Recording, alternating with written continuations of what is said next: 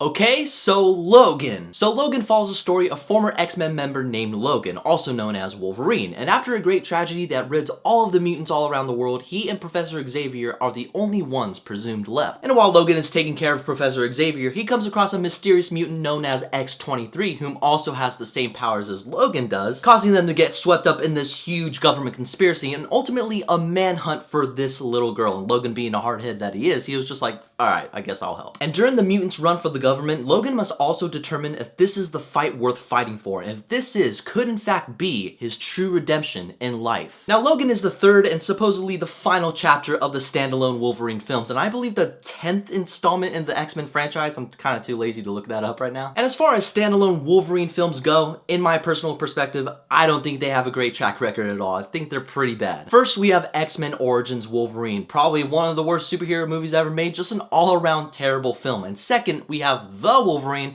and it's probably okay at best. I wouldn't call it great. But now, guys, we have Logan, the third and final chapter of the Wolverine standalone films, and everyone wants Hugh Jackman to give one last great performance as this iconic hero. Now, I saw this film.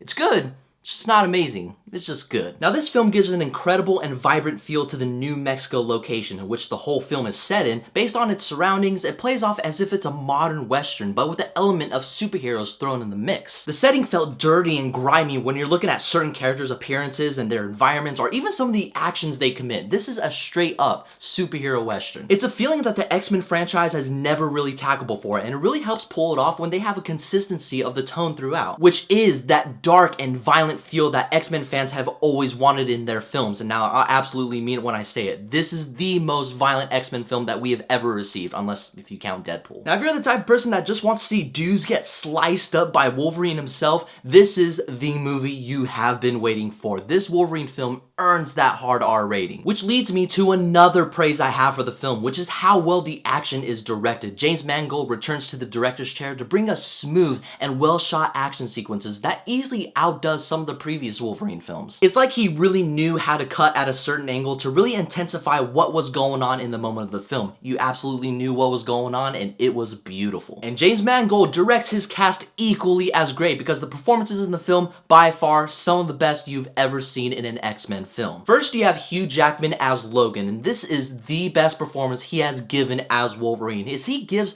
a certain depth to the character that we have never seen before. Now, we all know that this guy has a past and he deals with a lot of internal pain, but not like where you see in this film. It's to the point where you feel extremely bad for this guy. And then you have Patrick Stewart reprising his role as Professor X, and just like Hugh Jackman, proves how great of an actor he really is. Once you see his condition in the film, or how he's dealing with certain things, it's almost as tragic as Logan himself. I almost got to the point where I teared up for him. Just the dynamic between these two characters and where they're at in their point in their lives, it's just all sorts of tragic. It's just amazing acting by these two. And then we have Boyd Holbrook as the main villain, and he was pretty cool. He was serviceable as the main villain. He has a couple scenes that proves he's an absolute dickhead. Is this gonna be the villain that you're gonna remember months down the line? I honestly don't think so. I mean, he did what he could with what he had. And then we have upcoming actress Daphne Keane as X-23, and she's easily one of the best parts of the film. She kind of reminded me of a little female Wolverine. When she was performing action, she was awesome and badass, and when she was acting in particular scenes, you can tell that she is going to have a bright future ahead of her. You're gonna see more of her pretty soon. Those aspects in the film, absolutely astonishing to see in a Wolverine standalone. Now I get to some of the things that I didn't like about the film, and that is a pretty sloppy plot. Now, the premise is pretty interesting because the mutants are now gone. Professor X and Wolverine, they're the only ones left, and they meet X-23. It's pretty cool, right? But it's all about the execution, how they get to that point where they kind of just gloss over a lot of the backstory that gets them to this point. It's kind of like, oh, the mutants are gone.